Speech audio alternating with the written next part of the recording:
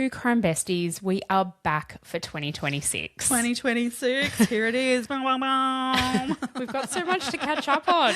I know. It feels like it's been forever. It feels like it's been forever. We were just like, I feel a bit out of touch. Yeah, I'm in a totally different headspace this year, I think. I don't know. So the brain's got to click back onto crime mode and everything. That's it. And yeah. Well, we'll get there. We'll get there.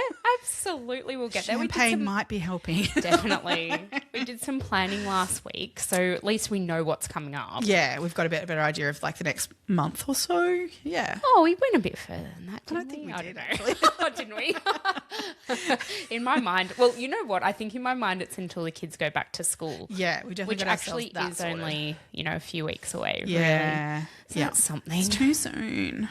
Oh, not for me. Yeah. For you, of course, because you bloody have to go back to work Yeah, at the same I'm time. going to go back as well. Yeah. Yeah. Don't want that. Yeah, no, fair enough. No. Fair enough. I go back to work on Monday, so... Oh, anyway, it is what it is. So tell me, you spent your Christmas with your family. You went and had a nice little love-in together. How did that go? It was great. We had so much fun. Kids got to go on the beach on Christmas Day and it wasn't that warm or anything, but it was fine. I feel like it was 18 paddled. degrees or something from memory. Yeah, it wasn't too bad. I mean, it was blue skies where we were, it was nice. It was, we were in, pants and t-shirts kind of sort of weather, but it wasn't freezing, that's for sure. Yeah. But no, we weren't going in for a swim necessarily. Yes, but all the kids, of course, they do as they do. But that was good. It was really lovely that we all got to wake up together and do Santa together, and the kids had a ball, so it was really nice. And because the varying ages of the children, it's really interesting to watch what the older ones now. Kind of have that looks towards it, yeah. And then also, obviously, then like to the youngest of ours that very much a believer and very excited over very little things, and who got a couple potatoes in the mix. So, yep. well deserved potatoes. Which I love that because they just, my kids are, Brody, when he got one year, we just got told, yes, I love potato. It is his favourite vegetable. They make chips.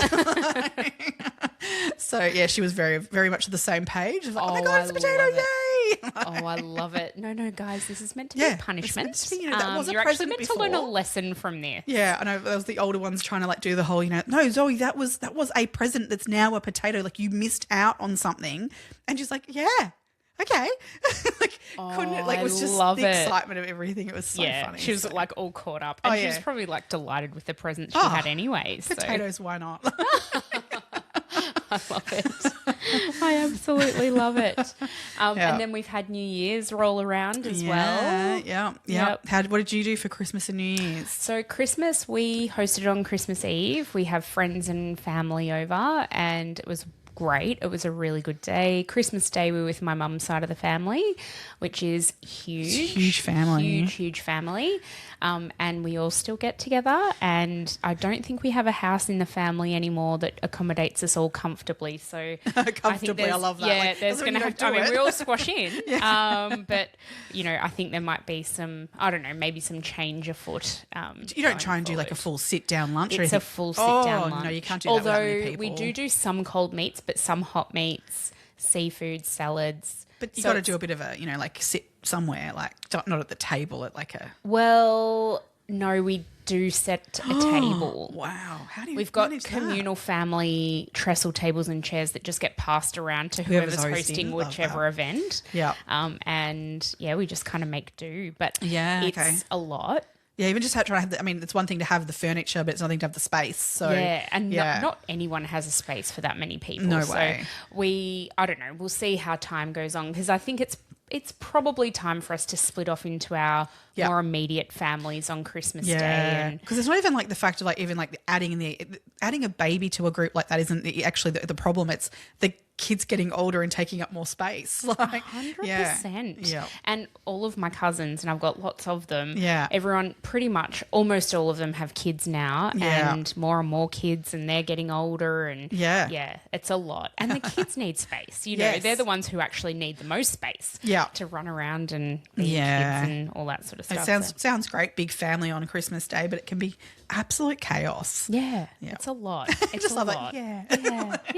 Yeah. No, it wasn't, was it? So great. Yeah. But look, I love Christmas, but I was watching this meme that came up, must have been a day or two after Christmas, and it was like this woman who at the start of Christmas, she's listening to, 1st of December, listening to Christmas carols, putting up her Christmas tree, and everything's so like really soft focus and lovely, and she's loving it, sipping a wine. And then she walks past her Christmas tree on the 27th of December and she's like, oh, light it on fire. Yeah. And that is exactly how I felt this year. Yeah. Normally I'm like, I'll give it a week or not two, because we've got a very early birthday in our family, very early January. So we always make sure we do the proper changeover, but from Christmas to birthday stuff. But this year I was like, get it the fuck out of my house. I don't know what it was, but I was so done with it. I was just done. Yeah. So we were packed up on the 27th of December. Wow, that's quick. Yeah, that's really quick. I waited for after New Year's to do mine, but it was, like maybe the day or two after. Yeah. That I packed up and everything, and it was quite satisfying to put it all away. I don't know. It felt cathartic. I don't know why. Yes, very cathartic putting it away. It was like, done with that. That's done, and we're on to the next year. Yeah. But now it's the chaos of the back to school shit. Well, we had a birthday. So my youngest had his birthday at the start of this week. So I had all birthday stuff out. Yeah. And I thought I'd put everything away, but I actually just walked into the hallway before and I'm like, oh, there's a happy birthday sign still up. Oh, shit, forgot about that one. We just had family over for that this year. Yeah. He's turning 10 next year, so he's going to have a party next year. Hold out. Like, hold out for another year and you can have a nice party next year. So. Well, I've had very strict instructions on what to buy this little one for his birthday. Oh, so have you? We're still waiting for it to arrive. Oh, yeah. But it'll hopefully be in time for when he gets home to give it to him. So that's cute. It's very strict instructions. So I love it. That's so cute. They really know what they want. Oh, absolutely. I don't know if Lucas wants it, but I know what Brody wants to get Lucas. Brody wants Lucas to have it. So I'm sure Lucas will love it if that's the case. And another sort of, maybe this was what spurred on my want to get rid of all the Christmas stuff as well, but we actually got a puppy. So we welcomed little Piper to our family. Little? Not as little as we expected, I can tell you that for sure. We welcomed a Groodle. So she's a golden retriever crossed with a poodle, first generation. She's just gorgeous. She's a cute, lovely little thing. It was definitely earlier than we thought we were going to get a dog, given, Luna. We had to have Luna put down in August of 2025. So it's only 5 months or so. But but Lucas actually said to me, he was like, Mum, I don't want a dog. I need a dog. Well, I'm with him on that as much because I find it really hard to – I wasn't ready for my one when I got after losing one. And but the thing is kids they do need a dog. Yeah. And it's for that consistent – just completely undying love that they get from a dog that we can't give them. Because we go up and down like fucking yo-yos. Totally. And some days I can't hug you right now because you're driving me mental. Yeah. But the dog will. I need space. Go and see the dog. Yeah, go see the dog. Yeah. I've got so many photos of Brody particularly sitting outside, talking to the dog. It's like, just debriefing. Clearly mum could not deal with it right now. And kids need that. So for sure. Unconditional love's got to come from somewhere. That's it. But having a puppy in the house again, God, you forget what it's like. Oh, it's worse than a baby, I reckon, puppies. You reckon? I do. I actually feel like it's harder. Yeah. Well, it's like that they come to you as a manic mental toddler. Yes. That's why. Yeah. And you're like, fuck. I haven't even had... I don't know. I haven't had time to warm into this yet. She's gorgeous. She's lovely. She's actually quite placid for a puppy. Yes. But she's got so much energy, as they do. And we're still, working on the toilet training. We're getting there, although she just peed outside, just outside the hallway while she was groaning at us to come in before. So, we're getting there, but we're not quite there yet. But she's still so little. So little. I took her, so it was her first outing yesterday, and we took her to the beach, and oh my God, she's a water dog through and through. Luna hated the water. Oh, hated it. Love the water. But oh my God, Piper Zoomies. Loved it. Oh my goodness. She was just in her element. Yeah. We went down with my brother's little toy cavoodle, and Piper is already oh my God, 5 or 6 times her size. And yeah, but they got along really, really well. So it was good. I hope that continues as they all grow up. But yeah, it's really cute. It's lovely when the cousin dogs also. Yeah, that's it. They're going to have to get used to each other because they'll be seeing a bit of each other over the next however long. Yeah. So that's good. Love that when you can all get together as a family and include the dogs too. Yeah, that's it. They're all part of the family. Absolutely are, for sure. Now, do you have New Year's resolutions? Is that something you do? No, not really, because I don't stick to them. No, so, I mean, I have this like general like vision of what I want 2026 to bring, but not sort of, resolutions aren't great for me. I feel the same way. I'm not a resolution person because I never stick to them. Like, who does? Like, it's just too much pressure on one thing. It is. And like, starting it from January 1, like, I'm still on holidays. Fuck that. 100%. Yeah, no, I have like generally ideas of like, wanting to like actually, as we've spoken about and probably more in our crime adjacent on our Patreon, but like I need to eat lunch like at work and things like that that I really want to get more, just better habits for those things. Yeah. And I've already prepared a few things over the that I've been doing the last few days, getting the containers to get myself motivated to want to fill the container with things. Something.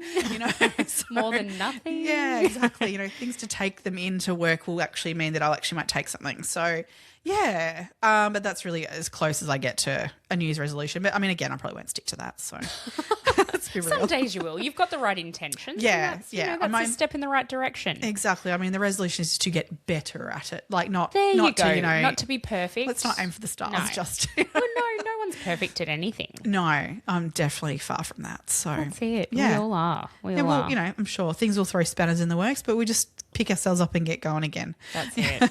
That's it. Yeah.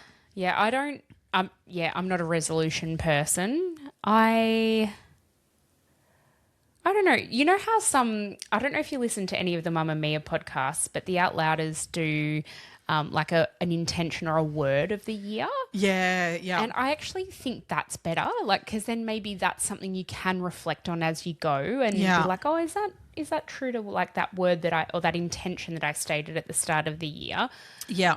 I say that not having thought about what I would do or have or what it is, but I think kindness maybe or something like that, like being kind to other people and to myself. Though. That's not anything but new. Maybe being more empathetic or I don't know.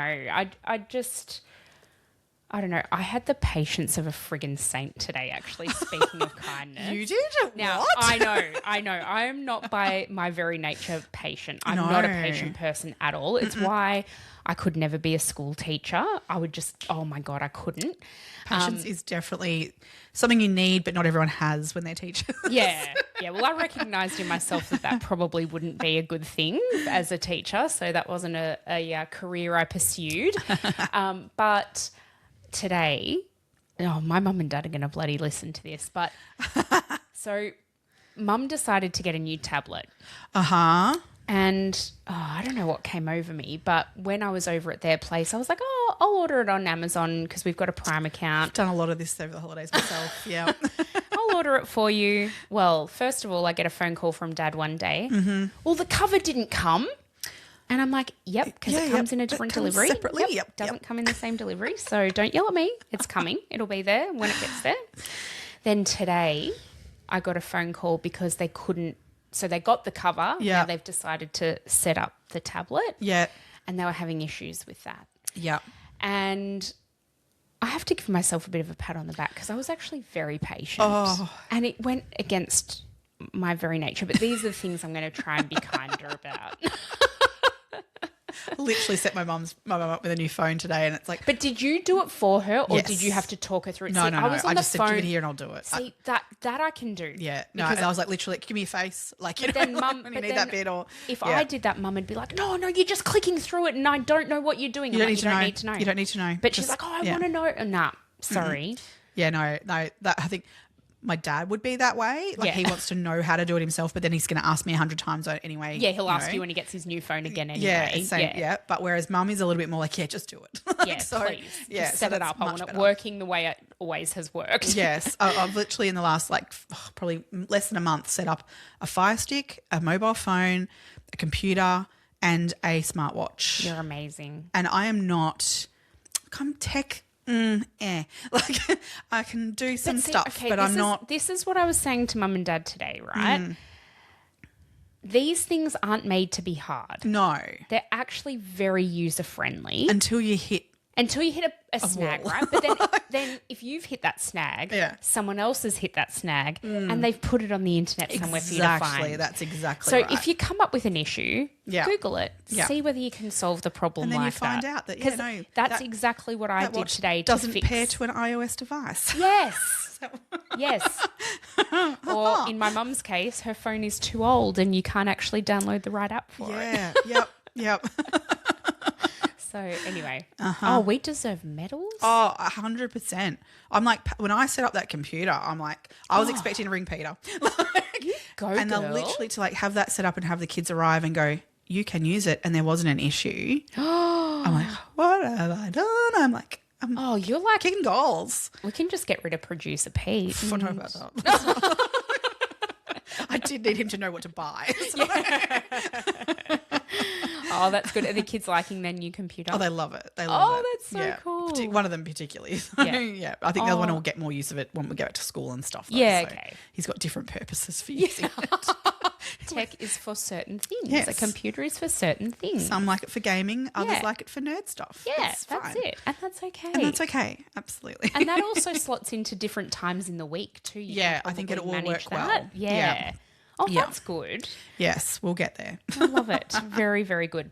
All right. Well, over the break, we have had a few new Patreons. We have. And we've had a lot of lovely new comments. So I've got a few shout outs for today. Cool. So our new Patreons are Mim Schmidt, who actually said she's already binged 40 episodes. Oh, my God. She found us 2 weeks ago, I think. Oh, wow. And she is devastated. She's like, I'm going to be so devastated when I catch up and I have to listen week to week. That sucks. Yeah, it does. I've felt like that with podcasts before. Jess Everingham, Rebecca Hillam, Wendy Franklin and Jennifer Newth, thank you very, very much for becoming Patreons. We can't tell you how much we appreciate it. It's so wildly appreciated by us. So thank you very, very much. And then we've had some really lovely comments on our socials as well. So I've just got a few names to read through. We had Jill Street, Lisa, who has smashed our back catalogue as well over the holidays, Cherry Hope Hennessy, Rachel L. Finch, Chloe, who loves the piece of shit commentary that we put out, and Fem, who sent us a couple of really lovely messages. So thank you to everybody for commenting, because it really actually goes a long way to getting our podcast out to other people. The algorithm likes comments, whether they're good, bad, or indifferent. It doesn't matter. Tell us we suck. It still helps. Yeah, we're not easily offended. I'll tell you that for free. No. So yeah, if you can comment, like, share. The sharing really, really helps if you share our podcast with someone who you think may like it. Yeah. Let's get 2026 going with a bang, because what was the other thing that happened? What did you send me on New Year's Eve? Oh. Do you remember? No.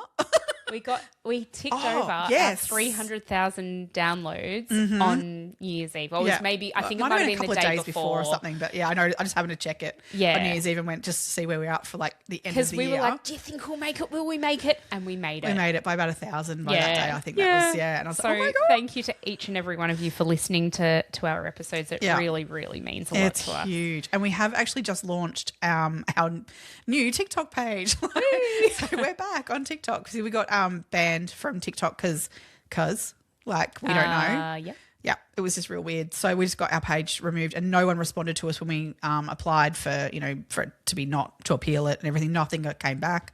The page is just gone, and along with our thousands of followers, many thousands of followers. So we're currently on 14. Such losers. So I feel like a bit of a dick. Just rename it to Two Crime Losers. Our two crime besties is literally all of us that are here. Where are we? Oh, we're here. We are. So come and join us over there, please, because I feel like a bit of a dick posting to nobody. So we need to get that algorithm pumping again. So come and join us over on TikTok. You'll find us at TikTok.com/2 crime.besties is our new tag. Yeah. So, but you should be able to find us on there if you search for us. So yeah. we come up. But I've posted a couple of things on there to try and get it rolling. But, yeah, please come and join us. I will do our regular posting on that we were doing. I'll get back into putting it up there as well. So as we release new episodes, we'll put stuff up. All the stuff will go up there. And then also continue going to our Instagram because everything goes through there as well. And obviously then we filter that through to Facebook. I think Insta's just a little bit, I don't know, a bit more friendly, especially at the moment. I don't know what the go is with TikTok. I feel like, I don't know if it'll take off again, how we had it. I don't know. It doesn't matter. See. We're the community that we've got on Instagram's I think is amazing. Just gorgeous. There's such lovely people, lovely comments. Everyone's really kind and respectful on Instagram. On TikTok, you get... Yeah, TikTok's a bit interesting. Facebook's pretty interesting at times too. Yep, that's true. Very, very true. Yeah. All right, should we get into today's case? Oh, let's. This is a very interesting one. Yeah, I think so. And I don't know about you, but I didn't know the half of it. I thought, okay. We'll get into it. But today we're discussing Leanne Holland or Leanne Sarah Holland. So this is a case that happened in 1991 in Queensland. Goodna, Queensland, yeah. And it's... Wow, I feel like her name is known by so many people. Yeah. And so this is what I knew of the case before we started researching it. Yeah. I knew her name. I knew she was a young schoolgirl. Mm-hmm. I knew she'd been murdered by someone she knew and someone she knew had been convicted and had gone to jail. Yeah. That's all I knew. Okay, right. This case has really, I don't know, it's hit me for a long time and I've been a bit of a down a rabbit hole of this one for quite some time. Right. Pre us doing podcast stuff. Okay. It's one that I've followed. You already had an inkling about where things were sitting? Oh, yeah. No, I've followed this for years. This has been one that so there's been a couple of really good podcasts come out. A book prior to Who Killed Leanne Holland. Yeah. And then it became a podcast as well. And even before that, I was very much like, what the fuck's with this case? There's something not right here. And then when the podcast came out, I listened to that, from where to go, as it was released. So yeah, this is one I've really been in for a long time. The podcast is produced by the same, or is narrated or hosted by the same guy who did the Beanham Valley Road podcast. Yeah. And he's awesome. I really like listening to him. He's Australian, very down to earth. He's an ex-cop. Ex-police officer. Yeah. And it's really, really well done. It's so detailed. So if you want more detail around all of this, because there's no way we can cover in that much explicit detail in a Two Crime Besties, go on. If you want a long form podcast on this, Who Killed Leanne Holland is well worth a listen. Definitely well worth a listen. I will but premise that with, and I may or may not believe what's in that podcast is what I want to say with this, is that there is definitely people with very strong views on this case. And so you can find things that lean certain ways for a particular reason. 100%. So you do need to listen to things with an open mind, hear the actual facts when you listen. Don't listen to someone's opinion. You've really got to get into the facts of this. Yeah, I think that's very, very true. Yeah. And I think a lot can be said about the timeline in this particular case as well. And there's so much to get into. So let's get started. So Leanne Sarah Holland was born on the 1st of October in 1978. At the time of her death, she was 12 years of age. She was 5'2", about 41 kilos, had blonde permed hair. Bloody love it. So 90s. She lived at 70A Ellis Street in Goodna, Queensland, which is a western suburb of Ipswich. And she lived with her father, Terry, and her sister, Melissa, and her sister's partner, Graham Stafford. They lived there for nearly 6 months, the two of them, with their dad. Yeah. That's it. Yeah.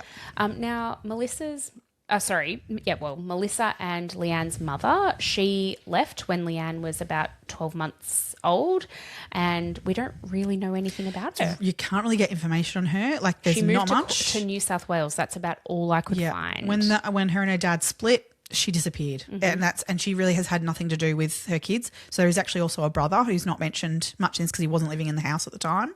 Yeah. So he wasn't part of the investigation as such or anything that when people look into this. But there were 3 children. Yeah. So his name was Craig. Yeah. At the time of Leanne's death, Craig was 23 years old. He'd moved out with friends. I know he was a removalist. That's what he did as a job. That's basically it. There's not really much out there about him. No, he did visit the house before Leanne went missing, which is worth noting. Yeah. But the police don't recognise that. No, and that's very, very true. He did live at the home with Leanne and Terry, the father, for a while before he moved out. And it was after he moved out that Melissa and Graham Stafford moved in because Leanne being 12 years of age. So Melissa at this point, I think she was 20 years of age. Yep. She and Graham had been together for about 11 months at the time. Yep. And so Terry, the father, was 46 years old when Leanne was killed. He made lead acid batteries. That was his job. Yeah. And I think he was a chronic alcoholic. Is that a fair thing to say? Yeah, a fair thing to say. Yeah. They lived right across the road from the Cecil Hotel in Goodna, and apparently he would have to pub hop because he would get so drunk that he'd be banned banned from different pubs. So he'd move around and find another place to drink. And Leanne was known to frequent these pubs looking for her dad.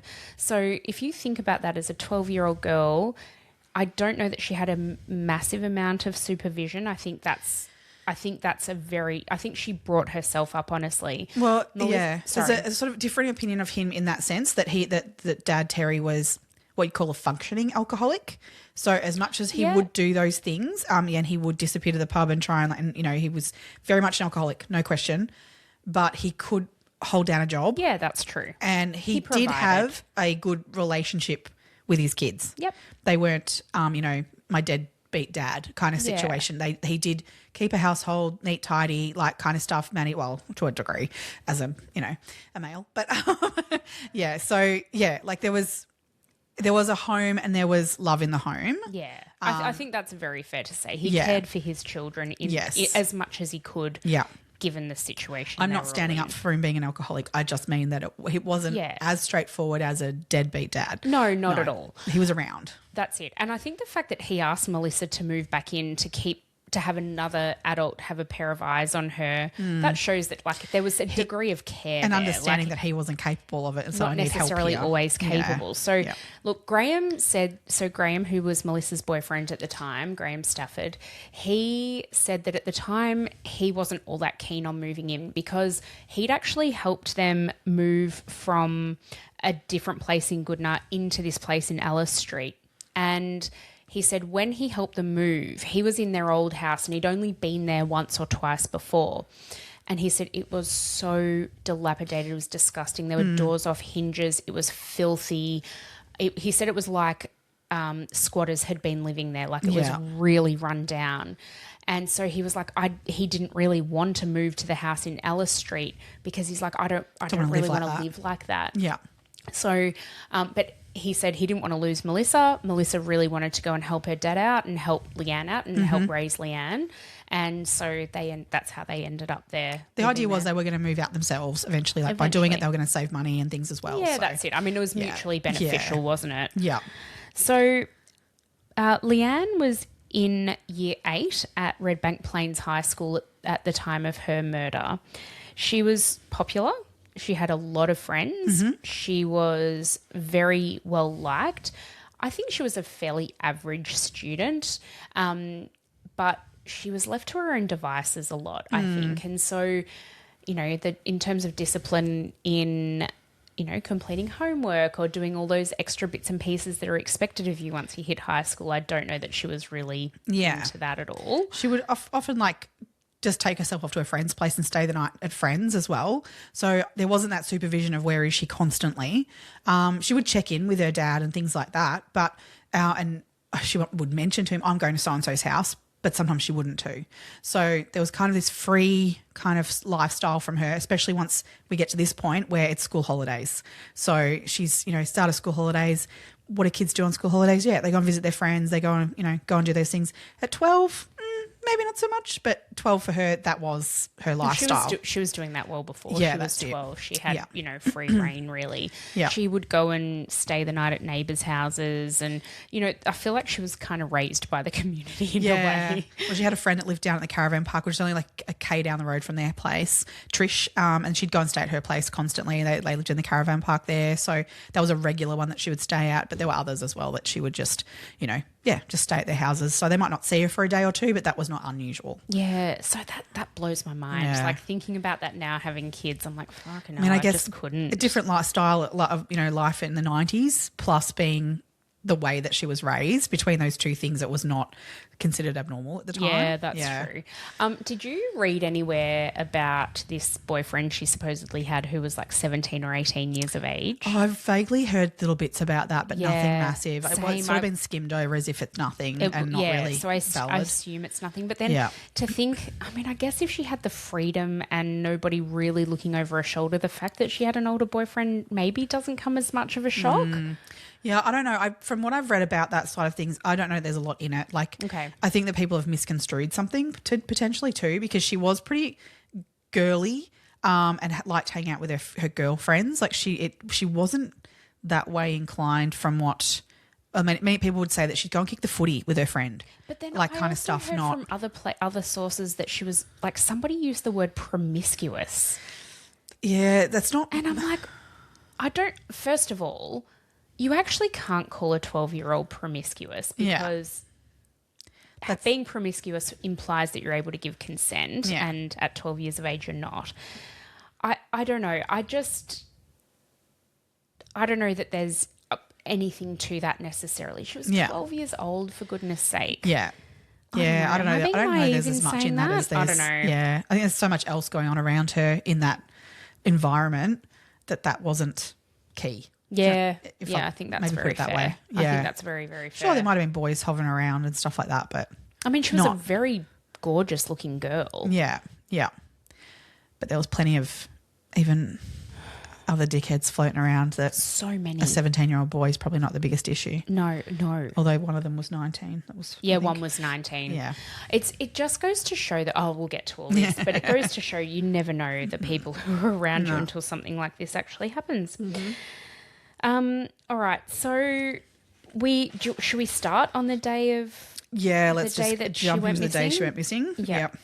So this was on Monday the 23rd, thank you, of September in 1991. Now, there's many versions of events of what actually happened this day, and depending on where you get your information from, there's discrepancies, there's slight variations and differences. So it's kind of hard to really go down by it. But what we think, or what I've gathered, we can go with what the police they've confirmed story according to them. But then there are other aspects of it that they don't call confirmed. Yeah. About what happened that day. Yeah. And then, this all gets me. There's so much to this. Anyway, so basically what the police case is, or what the Crown case is that on that morning, let's go back a couple of days. That weekend, the Saturday and Sunday, Melissa and Graham had actually been staying with some friends. They'd gone away somewhere up the coast and had been staying with some friends. They came back on the Sunday night. Leanne was at home. Terry was at home. And they all went to bed, had dinner, went to bed as normal. On the Monday morning, Melissa and Graham both worked at B&D Roller Doors. Melissa worked in the office there, and Graham worked as like a computer guy specialist. I don't know. He basically made the doors, like the print of the doors. Yeah. That was his job there. And that's how they met, obviously. And Terry, so on this Monday morning, Melissa went to work and Terry went to work, and Graham had an RDO. Mm-hmm. So in the house, it's school holidays. Leanne hadn't gone to school this day because it's school holidays. First day of school holidays. And so what the Crown say is that Graham and Leanne were left at home. Apparently, Leanne said to Graham at some point in the morning that she wanted to dye her hair. Now, Graham had tips or those condom caps. Those condom caps and you'd pull the hair out. I think he had, something of that going on. And one of his friends used to do it for him. He said in one of the podcasts I listened to, he said, I used to give her a bottle of Tia Maria and she'd do my hair for me. I'm like, could you get more 90s than that? Yeah, Jesus. But so he had some of the supplies left over. And what he said to Leanne was, yeah, look, I've got this stuff left over, but you have to ask your sister whether you're allowed to use it or not. Even your dad. I think she asked her dad. Oh, your dad, was it? Yeah. She called her dad? Yeah, she called him. That's where I kind of go, it wasn't like she had no respect for her dad or none of that. 100%. She did. She rang her dad and said to him, can I dye my hair? Her words to her dad were that Graham, well, according to Terry anyway, she said, Graham said he'd help me. Yeah. So it was she was trying to get him over the line of saying yes to this, to dyeing her hair, So of course, as someone who's older and more mature is going to help me out. She's trying to talk him into it. Yeah. So he's like, oh, well, whatever, you're going to do kind of thing. Yeah, I'm fine with that. Okay. So she's got the approval of her father to do it. So over the phone. Yeah.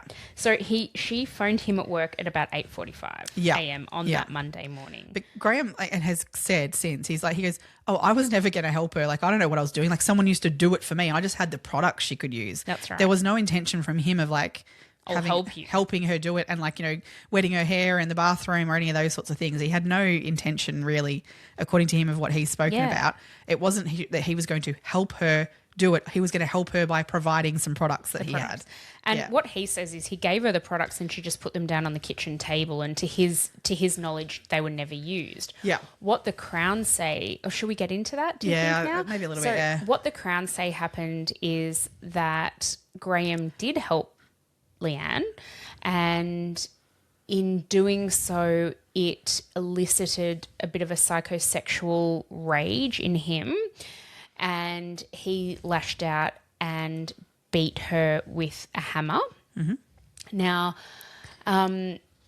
this is allegedly, according to the Crown, this happened in the bathroom of the home. Mm-hmm. And what they then say is that he carried her body out of the house, and now they had an old Queenslander.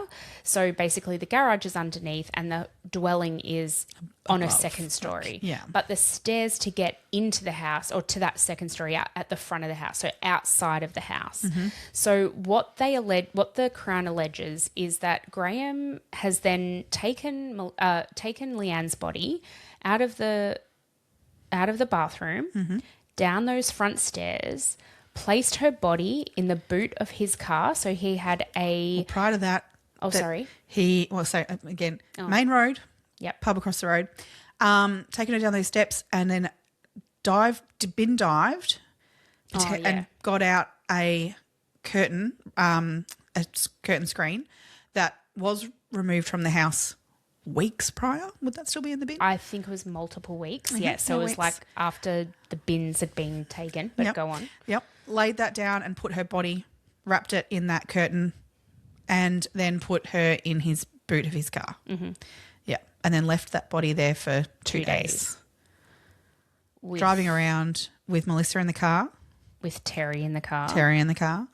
And then eventually dumping the body 2 days later. Yeah, that's what the Crown alleges. Mm. Now, there are so many issues with all of this. Not the least of which is that, as you said, Melissa had been in the car. They'd gone and gotten groceries together. Mm. They went and got groceries on that Monday night, actually. Yeah. And there was no suggestion from Graham not to use the boot or anything like that. They didn't use the boot. They didn't use the boot, but as Melissa has said very clearly, it wasn't even a thought process from her to use the boot. They bought a couple of groceries. She put the bag, I think, on the back seat. She did. It wasn't even a thought from her that she would use the boot. It was never a conversation of, oh, don't put that in the boot, from Graham. There was no defense of that. She could have very easily have walked around and put that in the boot, is what she sort of has said. Yep. But there was no, don't put that in the boot. It was just put in the back seat. There was, It's just as you do. I would do that if I only had a couple of groceries. Yeah, probably. yeah. We all just chuck. If there's no one back there, you just chuck it on the back seat. Absolutely. Yeah. So, my God, there's so much that goes along with all of this. I guess in terms of like the thing is that they say is the last sighting of her was roughly 9:30.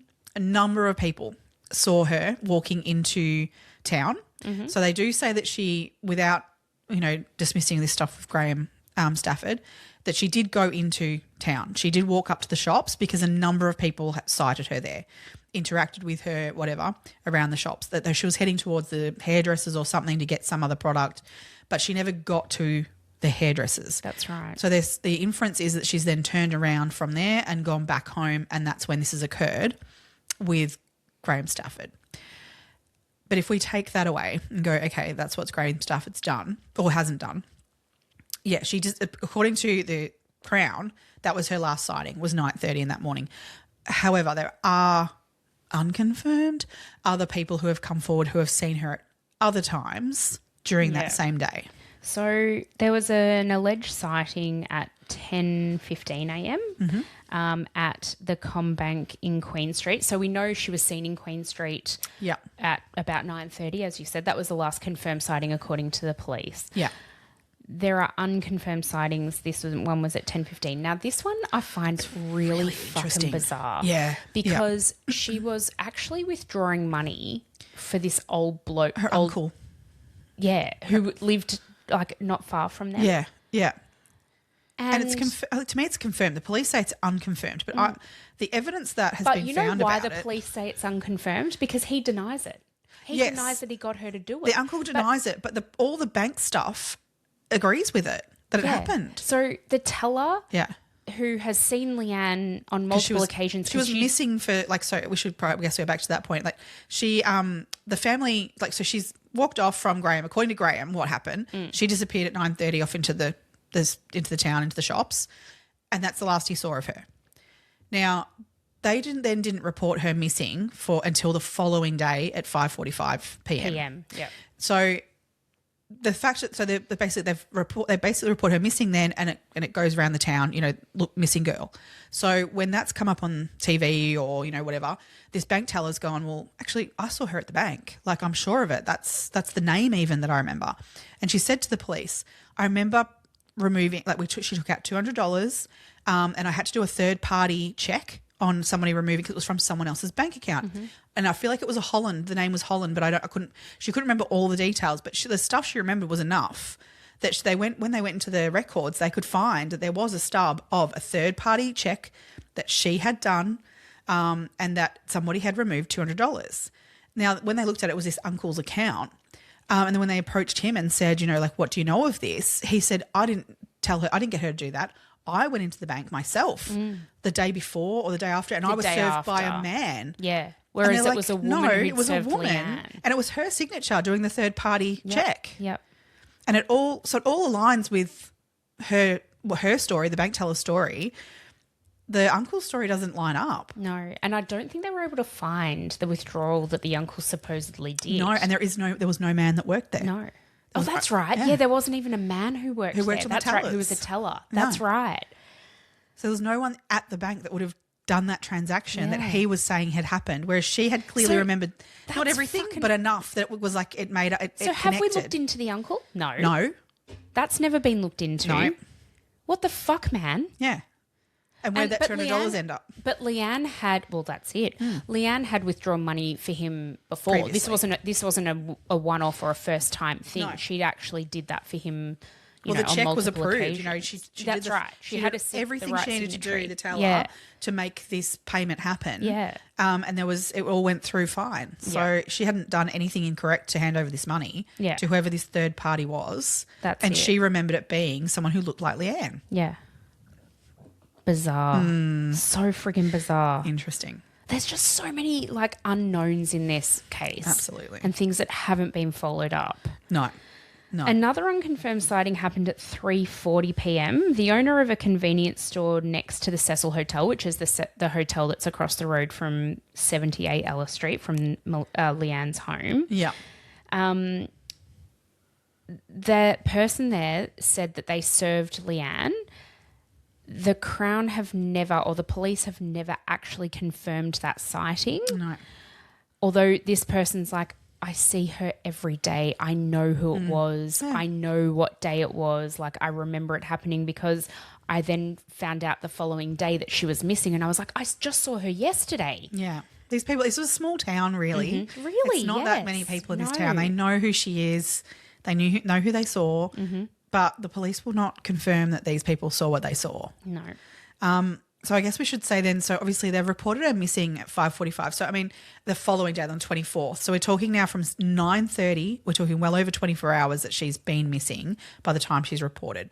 And as we said, the reason for that being that they did assume that she was just sleeping at someone else's house. So this was unfortunately the scenario of what their lifestyle was. That meant they didn't report her missing till the following day. So Trisha Lynch, who was one of Leanne's best friends, she lived at the caravan friends. Park. Yeah. She's the one who lived at the caravan park.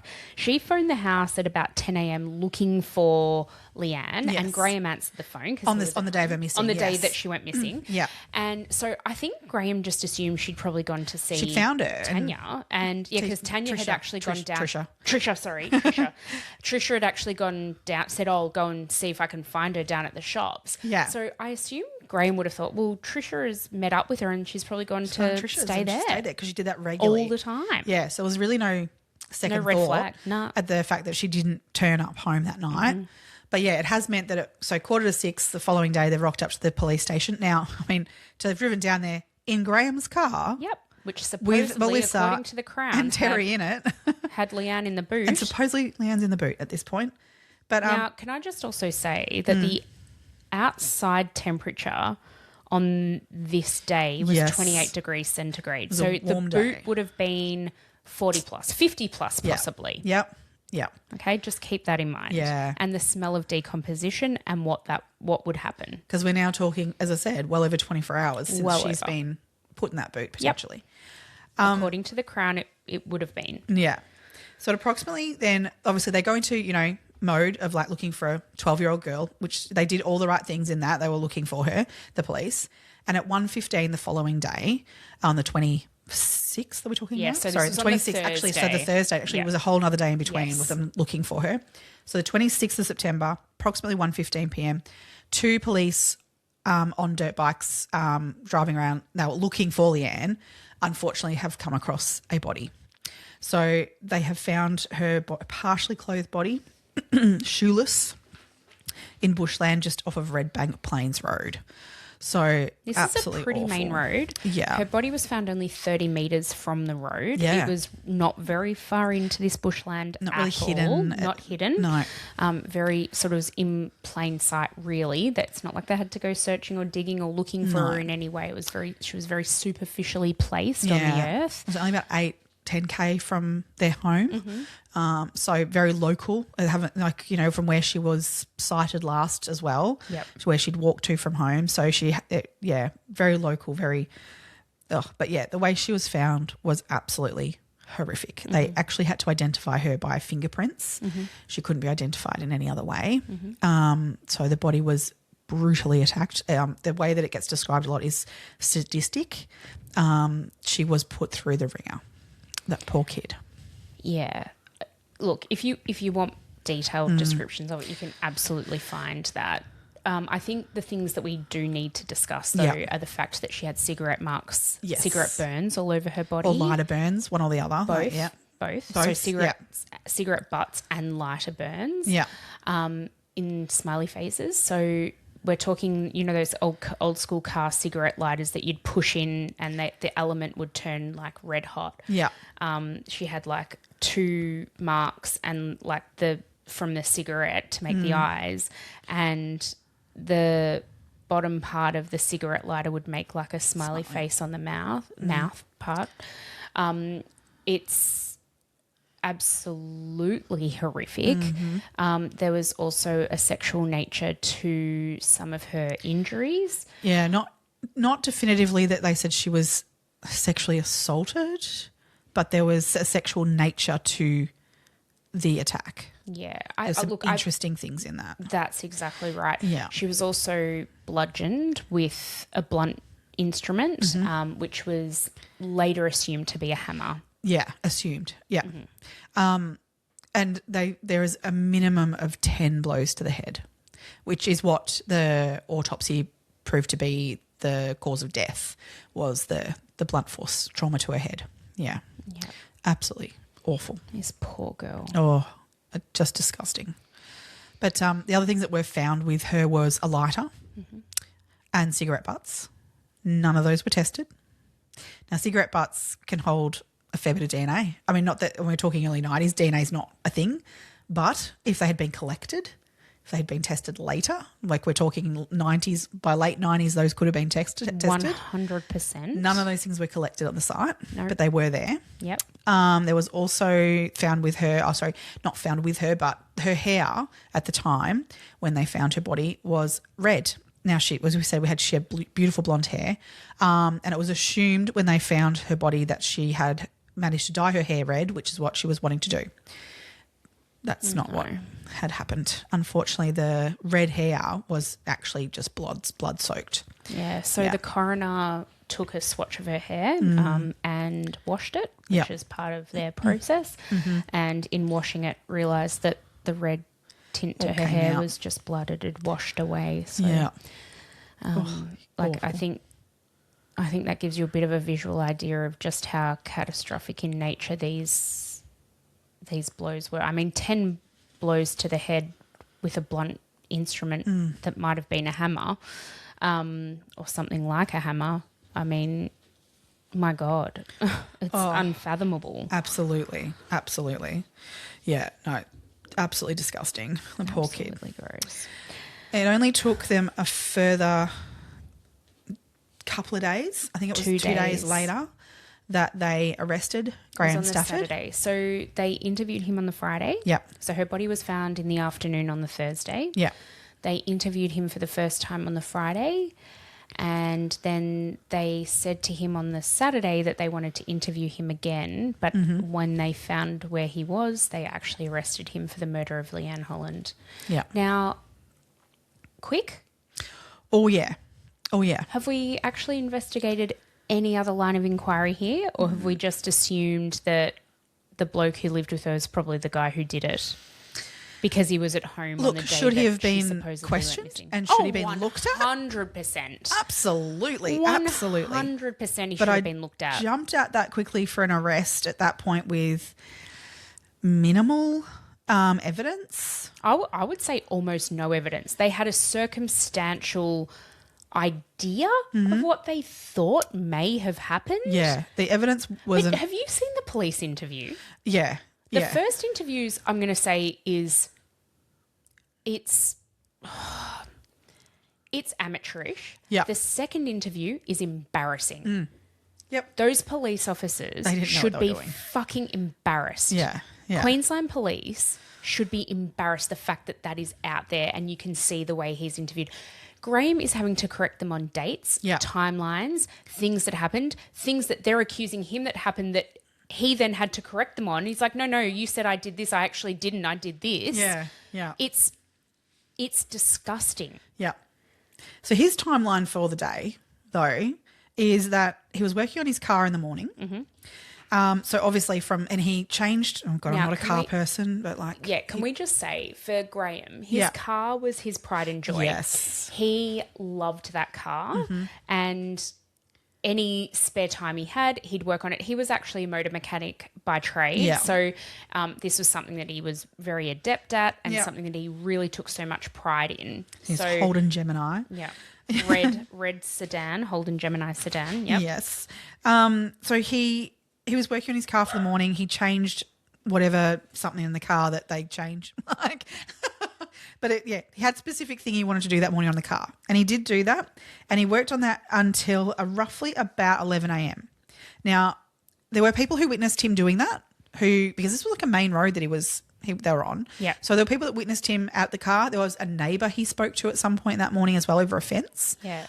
So he was seen to be that he was doing that up until around about 11 a.m. Are you talking about the Vietnamese neighbour? Yes. Okay. Yeah. So this one gets me too. Yeah. Because Graham and the neighbours, actually, it was a husband and wife. Yes. They were planting like a persimmon tree or something like that, something random, something Queenslandish that we wouldn't be able to grow in Victoria. Yeah. And you can grow persimmons in Victoria. Anyway, I can't. whatever.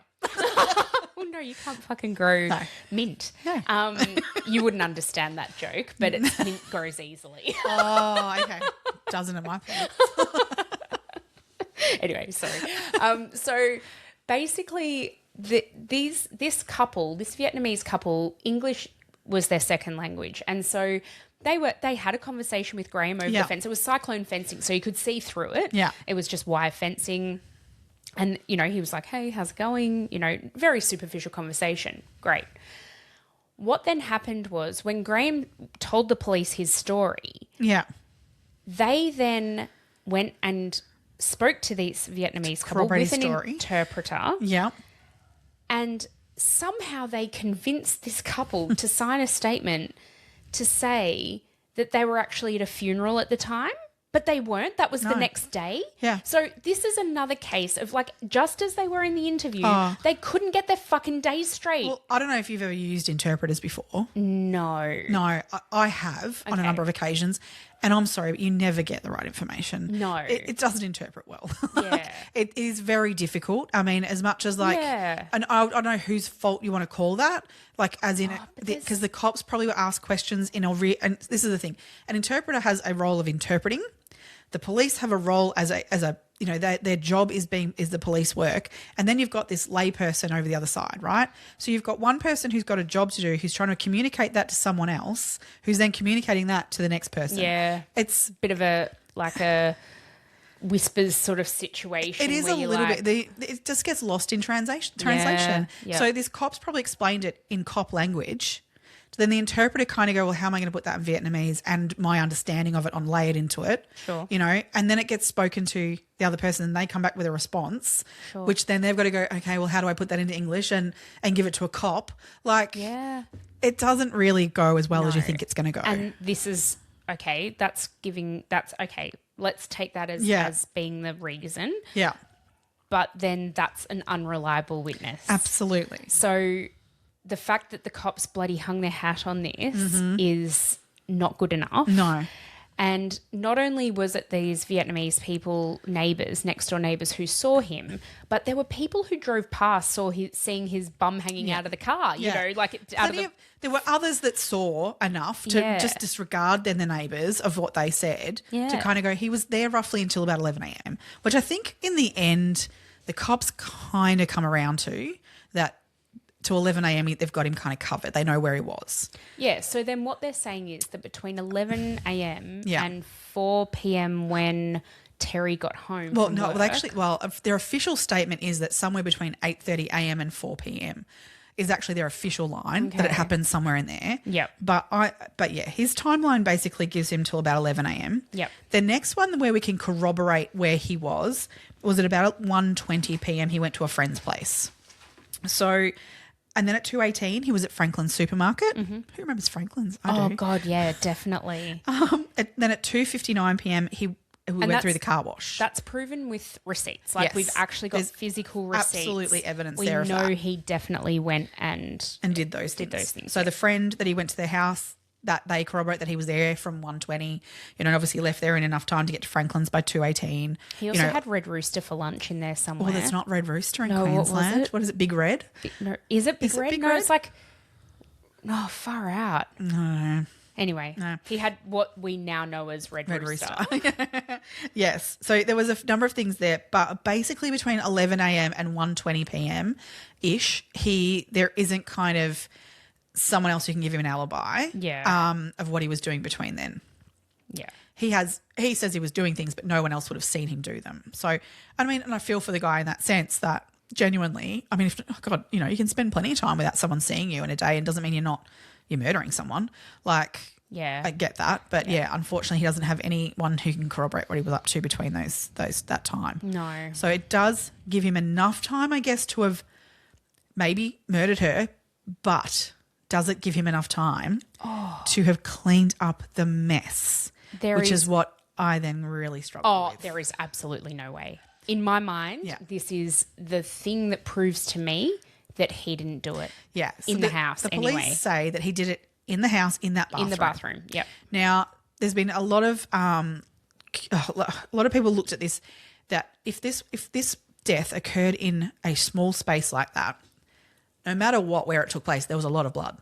Did you watch the Under Investigation thing where they actually got like a splattered blood? Splattered blood. Yeah, it was only a small bit, but yeah. Well, it was like a 10-cent piece, 20-cent piece. 20-cent piece, maybe. Yeah. And then they've hit that with a hammer to show you what the blood splatter would be. Yeah. Spatter would be. Yeah. It was immense. Yeah. So there was blood literally like up to what would be the ceiling height, the width of that again. Yeah. From one drop, well, a little pool of blood and one hammer blow. Which they were saying was like, that's one hammer blow. We're talking minimum 10. Like that's what they're saying that she died from. Exactly. So 10 blows to that kind of pool of blood. I mean, that same pool of blood, I think they did it. Did they do it twice? I think they did it twice with the hammer. So I mean, it still splattered the second time, even that with not adding any more blood. Like and now, what they say they found, the police, is they did find potential blood in the bathroom. But did they find the kind of blood level that would have been there if that was the case? No way. And not only that, but if he had have cleaned that all up and done a meticulous job, which he would have had to have done, then it's still, there's no way he could have cleaned it up that well in such a short amount of time. Not only that, people have blood in bathrooms. Like, well, this is the thing. You might cut yourself shaving. You might have a finger and you go to the bathroom to get cut finger. You go to the bathroom to get a Band-Aid. Yep. Like, think about women when they have their period. Say, Leanne's 12. There's a chance that she had started on a period. That's like there's blood around. You can nick yourself. She could have been shaving her legs. Nicked herself doing that. Shaving, exactly. Even for a man, like he could have, cut himself shaving. Because that's the other thing with the blood stuff as well that gets brought up, that they say that what they found was Leanne's blood. Now, at this time, they were not able to do DNA testing of the blood. No. All they could do was test for like DNA family, basically. So that's right. They can look at what type of blood it was. And yes, did the type of blood match Leanne? Yes. But the type of blood also matched her Terry dad, and Melissa. her brother, and Melissa. Yep. Now, her brother had been there a couple of days prior and admitted to cutting himself when he was there. That's right. And he went to the bathroom to wash his hand and patch it up. Yeah. So his blood was, we know, 2 days before. So he actually broke into the family home. Yes. That's another thing. But it was 2 weeks beforehand. He cut his hand really badly. Yeah. He admits he went to the bathroom with this cut hand. Mm-hmm. I mean, hello. And no one would have cleaned it up perfectly. Like they didn't know he'd done it. So just really quickly, sorry, just to interject a little bit here, but did you know that Craig, her brother, died in 1996 by falling off a balcony? Oh, I didn't know that. Yep. Oh, that's awful. He fell off a balcony at a party and sustained he basically broke his neck and died on impact. Isn't that tragic? Horrific? That was only, what was that, like 5 years after Leanne died. Oh, God. Yeah, poor horrific. Terry and Melissa. Jesus, they've been through it. That's they really that's have. Awful. They really, really have. Oh, God. So, the blood in the bathroom, I find that there's one, not enough. Mm-hmm. They also, and also then labelling it and specifically saying it's Leanne's. You can't say that. They can't actually say that. No. And even like when they did get to it eventually and test it to the nth degree that they could find out whose blood it was, and this was out of 50 or 60 droplets of blood they found supposedly, potential blood, only one of them had enough to be able to DNA test it out of all of them. And even that, it was a minuscule amount to test it that they found. It wasn't even a quarter of a drop or something, It was able to be matched to Leanne. But as we said, it's a bathroom. Yeah. Yeah, I mean, if you cut your finger, you go to the bathroom to get a Band-Aid. If you nick yourself shaving, you're in the bathroom.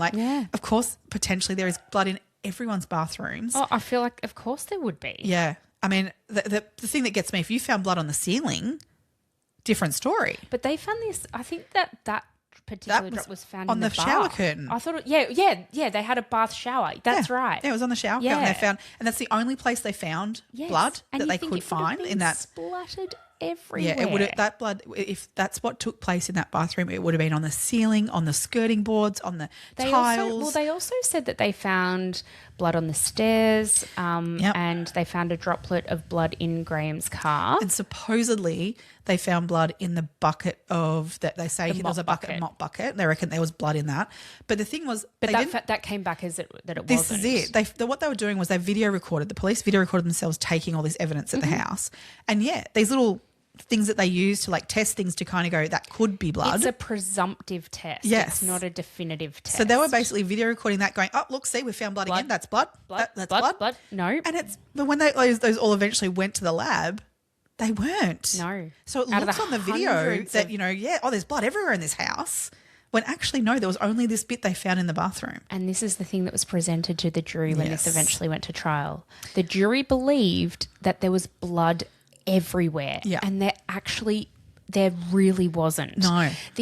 So while we're talking about the blood evidence, let's talk about the lack of blood evidence in Graham's car. Yes. Because if Leanne had have been bludgeoned to death like the Crown are saying, like the police say, she was bludgeoned to death in the bathroom. Now, we know heads bleed. Yes. There would have been so much blood. We've already talked about it from the bathroom situation.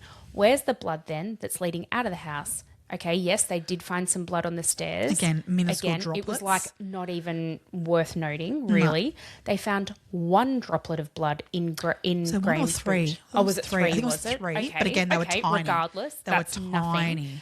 If her body was decomposing in 40-degree, 50-degree heat in that boot for 2 days, you cannot and she had her head bludgeoned in. Yep. You cannot tell me that his boot would not have been covered in blood evidence. She was wrapped in the shower curtain that had been put in the bin weeks prior. And then also, what about the black plastic bag that was supposedly placed under her? Oh, I didn't know about that one. So when her body was found, they found a black plastic bin liner. Well, what they didn't find was a shower curtain. Yeah. The cops have just made that up. Yeah. 100%. Yeah. But see, then how did they get the blood off the shower curtain if they're saying she was wrapped in the shower curtain? No, the shower curtain. Was the one from the bin. There was the one in the bathroom and that was hanging in there and that's what they found the blood on in the bathroom. Yeah. But what they're saying is that a couple of weeks prior to all this occurring, the shower curtain had been changed. Yeah. One had been taken off and a new one had been put up. So the old one that had been taken off had been put in a bin weeks prior. I don't know how often your bins get collected, but within a couple of weeks your bin's going to get collected. But supposedly he rummaged all the way through that bin to the bottom and got out that shower curtain that had been thrown out and wrapped her in that. But that's never been found. No, but what they did find when they found her body was that there was this black plastic bag. Yeah. Right, this black plastic bin liner. Okay. And the exact same brand of bin liner was found at the Holland household. Because it's probably all you can buy at Franklin's. There were two of them. Two. You could only buy two. Oh, wow. 50, one was green, one was black. All right. And were the black ones cheaper? Probably. I'm going to go with yes. Yeah. But every fucking person in Goodna would have had them in their kitchen. Would have had it. Every second person, at least. Yeah, that's it. So that's not evidence. That's circumstantial.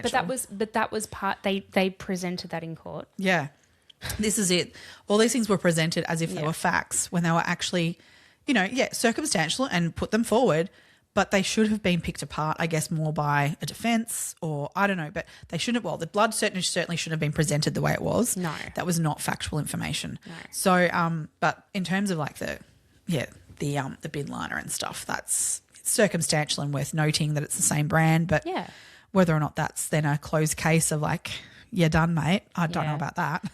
Now, the other evidence that the Crown used was the tyre mark, tyre treads. Yes. So what they actually did was when the forensic officers attended the site where Leanne's body was found, they took plaster casts of the tyre tracks that had been made when what they assumed was the car that had dumped Leanne's body there had driven And this through. is the thing, they're assuming that too, because this is an area that people do travel around and it's... I mean, as we said, it was like 30 metres off the road. Like it wasn't far. No. So it's not like not many people necessarily went there. Anyway, they took these plaster casts and what they did was they then made an imprint with those casts. They then got basically the car. Well, they got Graham's car. They drove it over, made an imprint with those tire marks. And in court, they superimposed one image on top of the other. And they said to the jury, see, these match exactly. Mm-hmm. Okay? Yeah. What has come to light since is that that's not actually true. So what I'm saying is what was presented in court and accepted as fact at the time is not actually the truth. No. When further investigations were made, and this was by an independent investigator who was hired by Graham Stafford's family initially, his name's Graham as well. Graham Crawley. Crawley. Yeah, and not to be mistaken with Graham Stafford's now lawyer, Joe Crawley. I know. It's just all these names are just too intertwined. But basically, Graham Crawley has originally he was hired by the Staffords to really go through this because they believe in their heart of hearts that Graham didn't do this and they needed some help. So they enlisted Graham Crawley to help with that. And what he found is he did all of the investigations and what he found was that these tire marks were similar, but they absolutely were not identical. Mm-hmm. And so that evidence is essentially moot. Because the simple fact of the matter is any Holden Gemini would create a similar imprint. Mm-hmm. They all have these same tyres fitted to them. Or very similar tyres. Yeah, that's so it. It's very interesting that they've But other clutched cars onto as that. well use those same tyres. Yeah, yeah. The other thing that's worth noting is that Graham Stafford was not a smoker. No, he was not a smoker. No, so whereas we've got lighter marks, cigarette marks on the body. Cigarette butts found around the body. Yeah. Who smoked them? Well, we'd know that if they'd picked them up. Oh, yeah, that's a fair point. Sorry, do I sound like I'm not happy with the police here? Now, the other crucial bit of evidence that was used was the maggots. Oh, the maggots. Now, this one really spins me. Same. So, now a maggot was found in one single maggot was found in Graham Crawley's. Oh Jesus! Here we go. See, Graham Stafford. Allegedly. According to the police, they found a maggot in the boot of Graham Stafford's car. Now, when that maggot was collected, it was labelled number 3. Now, interestingly enough, when it was first sighted in Graham's car, it wasn't collected. No. They actually transported his car back to the forensics lab at the police, headquarters. Yep. And only then did they collect this maggot that they labelled as number 3. But anyway, sorry, go on. Number 3. Because then after number 3 was found, supposedly. Allegedly. they found 2 more maggots at the crime scene and they labelled them 1 and 2. Conveniently enough. Isn't it? What would they have done if they'd found 3 or 4 or 5 maggots there at the scene? Interesting, yeah. What? Sorry, what? Now, the other thing interesting about these maggots. Now, I've kind of deep dived into the science of maggots, which is just so great. It actually is amazing. It's really fascinating. It's really fascinating. Yeah. So, I mean, supposedly this maggot was sitting in the boot for how many days are we talking? 3 days, right? 4 by the time it got to the forensics lab, I think. Yep. Now, these other 2 maggots, 1 and 2, had been sitting with the body for that amount of time. And the way they at the time went, oh, they're a match. They're obviously from the same decomposing body was because they were at the same stage of growth. Mm-hmm. Now, maggots grow based on the temperature and the environment they are in. Food sources, all these sorts of things. Now, this lonely maggot in the boot didn't have much of a food source where it was, did it? It also would have had a lot hotter, humid temperatures in that boot. Maggots cannot survive in temperatures above 40 degrees. Mm-hmm. And it was supposedly alive in the boot of this car. Yeah. Fuck off. And at the same growth development as the ones that were found outside at the scene where the body was, where they had food source, all those sorts of things. And the temperature would have been cooler. Now, 100%. Graham Crowley, who is freaking amazing, he waited until he could get 3 to 4 days of the similar temperatures as what went for those days, which, I mean, how often do you get the same temperatures consistently in the same amount of days repeated at a different time, a different year? Yeah. He went and waited till he could get those sort of temperatures to do some tests on this, basically. And, yeah, there is no way that scientifically those maggots, like, could have been living in different environments and be paired together as the same. That's it. From the same batch, basically. Yeah. So the entomologist that the Crown used in giving evidence about these maggots was actually given misinformation in doing her calculations. Yes. So she was given what the Bureau of Meteorology said was the temperature on that particular day. We always know how accurate they are. Yeah. But also what they gave was like the temperature of the region, not the temperature of the actual specific site where Leanne's body was found. Yeah. So what Graham Crowley did was he actually found this entomologist and asked her to recalculate. So in her evidence was at trial was that Leanne more than likely died at about 12:30 on the Monday. Yeah. So I think she gave a window of about 5 hours on the Monday. And this is based on all of how the maggots were, all that sort of stuff when they found her. Graham Crowley then gave her the actual temperature that was taken at the time. So, I mean, we're looking at these maggots as a reference for time of death. Yeah. Because once a body is at ambient temperature, there is no way to determine. You can determine the time of death if you can get a core body temperature on a deceased person until they are at the same temperature, until they are at ambient temperature, same temperature as the surroundings. Mm-hmm. Once they're at the same temperature as their surroundings, there's no way to find out what their time of death was based on their temperature. So that's why they go and look at, flora and fauna around the body. Yeah. And it's always maggots because maggots are generally present. It's in such a short amount of time after a body has died. Like that blew my mind as well. Yeah. They know exactly when a maggot would have been present, when a fly would have laid the maggots. It's insane. It's absolutely insane. But it's a known science. Yeah. It's not an exact science. No. But it gives a bit of a ballpark. Okay, so Graham Crowley has then gone and asked her to recalculate based on the temperature that he knows, the ambient temperature of where Leanne's body was found. And what she then concluded was that Leanne actually probably died at around 10:30 on the Tuesday. Where was Graham Stafford at the time? Oh, he was at work. Like proven to be at work. And very, very much alibied that entire day. And the next day. Yeah. And the next day. Yep. And the next day. Yep. Basically, from the time he got to work on the Tuesday morning, he was with someone until he was arrested. Because this is the thing. On the Saturday. He went to work on the Tuesday having absolutely no idea Leanne was missing. No idea. So he went to work that day, no question. He actually even went to work on the Wednesday. Even though he knew that she was missing, he did go to work because there were specific things that needed to get done, but he also went so that he could spread the word about Leanne in various other places. Mm-hmm. So he was actively still trying to help them find Leanne, even though he did go to work that Wednesday, but he was alibied for those days. So what the police say is that on the Thursday morning, they say that Graham actually went, and that's when he dumped the body before he went to work on the Thursday morning. Yeah. Now, there's a few things wrong with that as well. Yeah.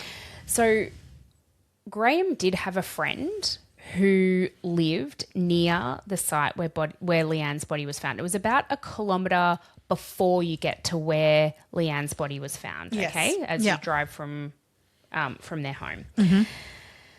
He went to this friend's house because he actually wanted to talk to him about Leanne being missing, and he said he wanted to talk to someone outside of the family. This was one of his really good mates. Yeah. And just to have a bit of a debrief before really he saw then this went person off to as work. a real mentor kind of person. Yeah, he was older than Graham, but obviously a very valued friend. Unfortunately, this friend was actually babysitting his grandkids that day and he wasn't at home. Yeah. So he can't corroborate the fact that Graham went to his house that morning. What the police allege is that that's when Graham dumped the body and then he went to work. Yeah. And was at work. Like apparently he was 10 minutes late for work or something that day. The other thing that with the tyre impression too, it sort of comes into play a little bit here that I cannot rule out in that Graham potentially, knowing that Leanne is missing, as he was going to his friend's place, it was so close to there. Would you not like kind of like pull in there? Why would you look there? Why wouldn't you look there? If it's a like a, I don't know, wooded area, like kind of thing, would you just like drive in, just kind of go, oh, this could be somewhere where, someone could, I don't know. Is it possible he did pull in there and look for her? Why wouldn't he totally have just said innocently? That? Why wouldn't he have just said that? Maybe he doesn't remember he did it. You know what I mean? Yeah. Like, this is the thing. He wasn't at the time thinking to himself, I'm being looked at as a potential suspect. He's just thinking of his girlfriend's sister's gone missing, who he always got along with Leanne. Everyone always says that no matter whether they think he's guilty or not. Prior to this, there was a very good relationship between Leanne and him. He used to take her to concerts. They went to the Kylie Minogue concert, I think, together. She wanted to be Kylie Minogue. Yeah. He took her to like a Rocker Stedford or something like that. Apparently she used to wear his clothes as well, which sounds a bit weird, but he is a very little man. Yeah. Like I think he's 5'2". Yeah. And he's very slight. I think he weighs something like 57 kilos. Leanne was 5'2" when she was 12 and went missing. Yeah. So weighed significantly less. I think she weighed about 40 kilos or something like that, 41 kilos maybe. Yeah. But what I'm saying is even physically for him to then carry her, who's the same size as him, that even doesn't make sense to me. No. Absolutely. Absolutely. But I feel like it's just, there's so many things. If you want to go circumstantial evidence route, which is what the police have done, I could also come back with it and say that, you can't rule out the fact that his car did pull in there at some stage. Yeah. Yep. But innocently. So I don't know. That's just, none of it adds up. None of it adds up. But unfortunately, when this went to trial, now this is another thing actually. So this went to trial. Yes. And literally Graham's court-appointed lawyer was appointed 2 days before the trial began. Yeah. How do you have time to investigate any of the facts, fact-check anything, come up with a case, come up with a defence? You don't have time. He was not given a fair go at it. No way. He was not given a fair trial. You can't dispute that, I don't think, at the end of the day. Yeah. Especially when you know that the blood stuff that was presented inaccurately. Well, this is the thing, that right? Alone So itself, I actually, if you look at, you can read some of the court transcripts. You can read, most of them actually. Yeah. You can actually read like some of the brief of evidence. There's some stuff that's redacted in there, but you can read a fair bit of information in this case. And honestly, when you read it, a lot of it you're like, oh yeah, like he did do it. He absolutely did this. Like absolutely, yes, he did. But then when you find out that once this evidence, so none of that evidence was ever actually tested in court. No. It was accepted as fact. His lawyers didn't challenge it, didn't investigate properly. No. And so what the jury were presented with, this is in no way the jury's fault. What the jury were presented with were facts that anyone would have convicted Graham Stafford. Yes. Well, and that's the thing. At the end of the day, they were presented with things as fact that weren't. Yeah. And so what they were presented with, within 3 hours, they turned around and they said guilty. Yep. And I can understand that. They are not at fault here. This is the cops' fault. Yeah.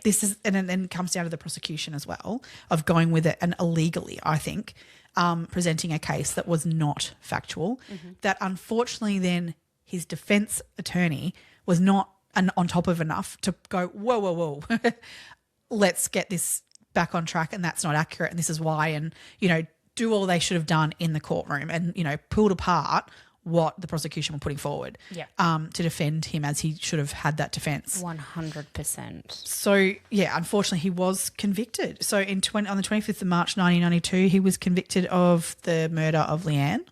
He was sentenced to a minimum of 15 years to life in prison, which, I mean, he just vehemently denied from the get-go that he was not involved and didn't do it. He appealed the conviction.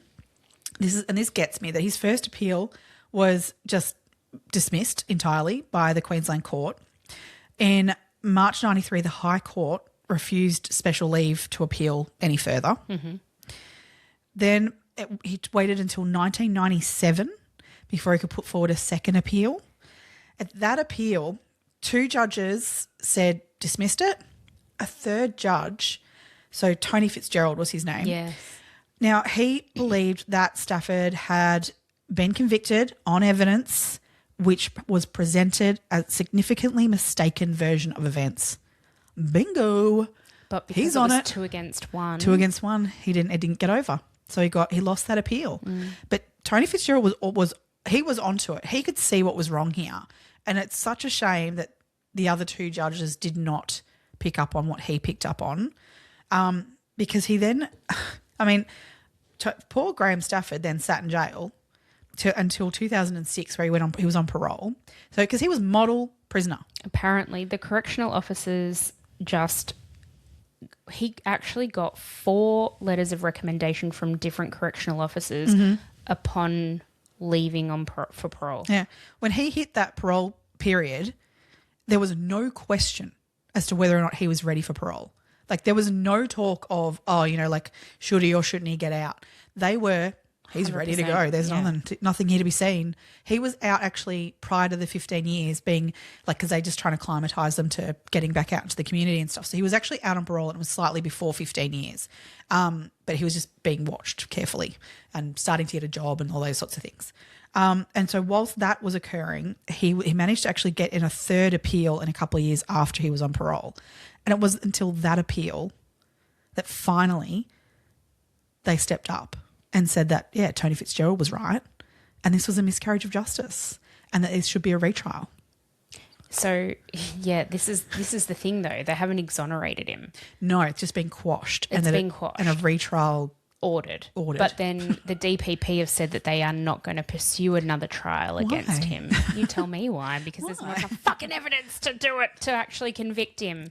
But what's shit for Graham about that? Oh, so much shit with so much shit. I mean, the fact that he was in prison at all. Yeah. But he's now in limbo. Oh. He's not an innocent man, but he's not convicted of the crime. Yeah. But he could at any moment be done tried. 15 years in jail. But he could at any moment be tried again for her murder. And if he was tried, though, and he got 15 years, he's already done those 15 years. Yeah. So then it actually fucks with my brain, the thought of him going through another trial. And whether not serve another day. Either he gets convicted again, which, I mean, at the end of the day, I honestly don't know. I don't know who did this. Let's say he gets convicted, and they do line up all the dots on this circumstantial evidence, and they get there and he does get convicted. For what end? He's already done the time. Okay, or the alternative, he's not given innocent at this. He's given not guilty.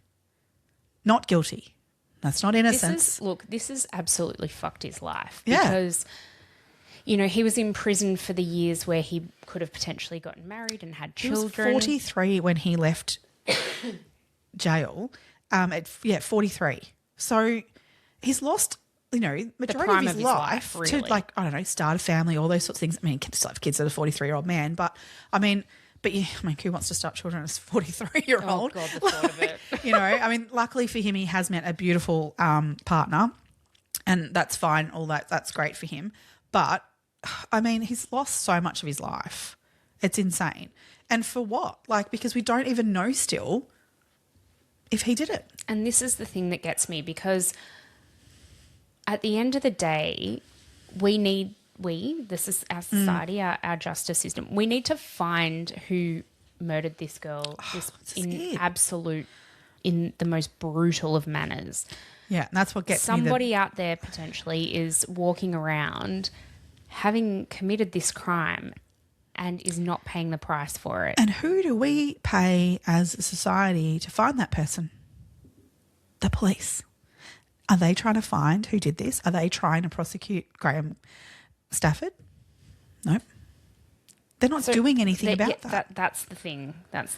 Should we go through some other suspects? Yeah, let's, because there's plenty of them.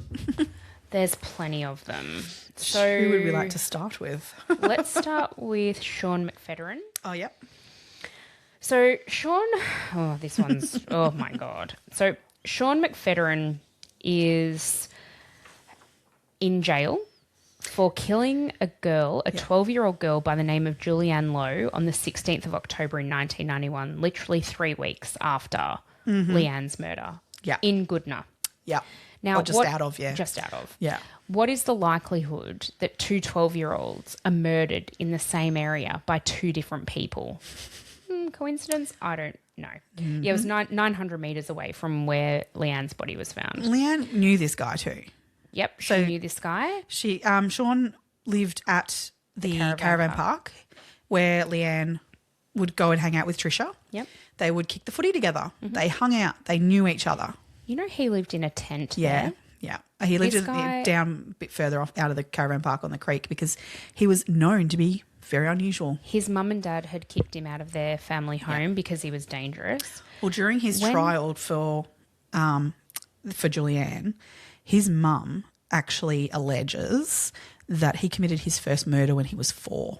3 years of age. He drowned his brother Jason in the bath. I mean, it's not proven, but that's what the mum claims. But okay, this kind of, look, yes, maybe this happened, but there wasn't an adult present when there was a baby and a 3/4-year-old in the bath. Yeah. What the mum says is the dad actually came into the bathroom because he heard some splashing sounds, and Sean had actually gotten out of the bath and gone to the toilet. And when the dad went into the bathroom, the little brother, Jason, was deceased in the bath, had drowned in the bath. Yeah. And they tried to perform CPR on him and to no avail. Yeah, I know. I'm kind of like 3 or 4. Yeah. Like, to me, they basically trying to claim here that he's like, this psycho born evil devil child. But I mean, or did that episode fuck him up entirely? That's it. And then it created. Was this the trauma that sort triggered of it all? The catalyst for all of this? Yeah. His mum claims that he had catalogues of pornographic materials from when he was quite a young boy. Yeah. If there was no toilet paper in the bathroom, he'd use towels and just leave them on the floor for his mum to clean up. Oh, God. Apparently he only had 2 friends, really, and none of them, both male, none of them female. Yeah. He was diagnosed as a chronic psychotic schizophrenic. This was, I believe, after the murder. The murder. Yeah. When he was aged 6. Now, this is actually proven. Like, this was for real happened. When he was 6 years of age, he was in grade 1 at school and he tried to strangle a girl. Classmates tried to pry him off of her but couldn't. Someone went and got a teacher, and the teacher physically was able to separate them. But apparently he was close to killing this girl. Yeah. That's at the age of 6. It's freaking awful. He worked as a trolley collector for a local, I don't know if it was Franklin's or not, but at the local supermarket. Yeah. And he was diligent about going to work. He went to work every day except the Monday, Tuesday and Wednesday that Leanne went missing. Interesting. Now, the police, though, didn't interview him. Nope. Didn't look at him at the time because even when Julianne's body showed up, even at that point, which is only 3 weeks later, they still didn't question him really around Leanne's death. And the reason for that being that, but he drowned Julianne and Leanne wasn't drowned. Leanne was bludgeoned. So therefore, different MO, so different person. Now, we know from psychological profiling, now again, not an exact science, but it absolutely gives an idea. And a pretty good a lot of the time idea. That's it. That you don't actually, a serial killer or somebody who murders more than one person doesn't need to have the same MO in terms of method of killing. It'll be the motivation behind it. The fact they were both 12-year-old girls. Yep. or the motivation behind it, psychosexual. Same thing with Julianne. Yep. What the fuck? Yeah. What the actual fuck? But no, was never really looked into. Just a really interesting little tidbit. One of his two friends drove a red Tirana sedan, very similar in size to a red Gemini. Yeah, so probably similar tyres. Similar tyres. On that. Yep. Mm-hmm. Just an interesting thing to note. Just interesting, you think? Oh, man. Next, we've got Mark Thomas Noble. Oh, yes. So he was an alcoholic, chronic alcoholic. He had killed someone in the past with a hammer and an axe. Yes. It was an ex-housemate or current at the time housemate. Apparently he went to bed after he did it and then only the next morning rang the authorities to say, oh, look, this person's dead in my lounge room. I mean, as you do. He also killed a female near a rubbish dump just south of Brisbane, and this was somebody who was not known to him. Yeah. He lived in Goodna. He was around at the time. Mm-hmm. So the reason he was on their radar, though, was that it wasn't until 2005, I think. It was an ex-girlfriend of Noble, who came forward, who finally felt that she could come forward because he was in jail. Okay. Because I mean, he was a freaking scary bloke. I don't hold that against this person whatsoever. At all. She was very scared for her safety. So once he was in jail and in there for an extended period of time, she felt comfortable to come forward, and she reported to the police that he was extremely violent, drug addict, alcoholic, all those things. But he would brag about killing a girl in the western suburbs of Brisbane near some beehives. Now, no one had released to the public at any point, but there was a beehive nearby where Leanne's body was found. Mm-hmm. But no one in the public knew that. So there was interesting information that came forward from her that connected really him to that murder potentially. Mm-hmm. Again, never interviewed. The third is known as by many different aliases, actually. Yeah. So in the podcast, he's referred to as Pedophile Pete. The police refer to him as Stephen. So there's lots of different ways that this person is referred to. Yeah, motherfucker's one way to describe him too. Yeah, so this motherfucker was actually a police informant, and he would have the cops over to his house, beers, barbecues. He'd go to their place. I believe his children would have sleepovers at the police officers' homes with their children. It was all very intertwined. Not only that, he was friends with Terry Holland. He was. And he would take Leanne on drives occasionally. Yep. Too. Now, this man is a career criminal, 40 years worth of offences. From stealing firearms offences, sexual offences, violence and incest. Yep.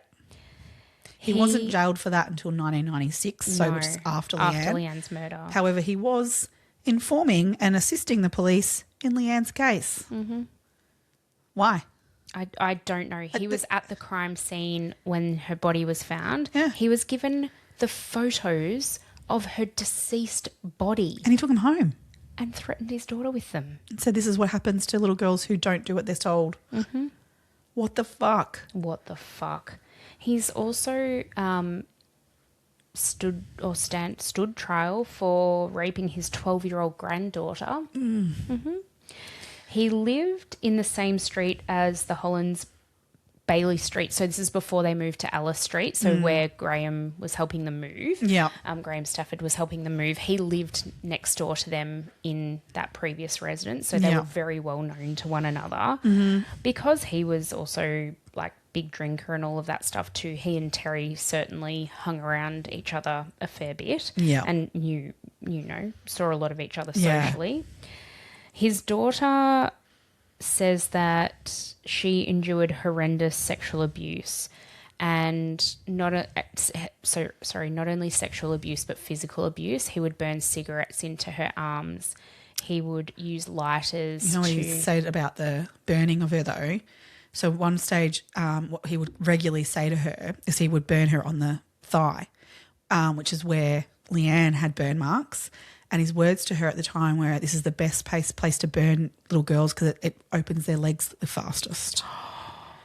Now, if you can imagine, yes, if you put a lighter near someone's leg, the first thing you're going to do is pull your leg away from that. And, I guess that is what that does. Not intentionally to allow someone access, though. God. But that's what he told his daughter, and that they align with the kinds of burns that were found on Leanne. What an... His daughter shit does not even... No. His daughters also said that where Leanne's body was found is where quite often they would get taken to be raped and assaulted by him. There's just, between him and Sean, to me, those two are, agreed. I put them as front runners, and I can't pick a winner. Yeah, same. They're both absolutely horrific human beings. Yeah. Are they even human? Yeah.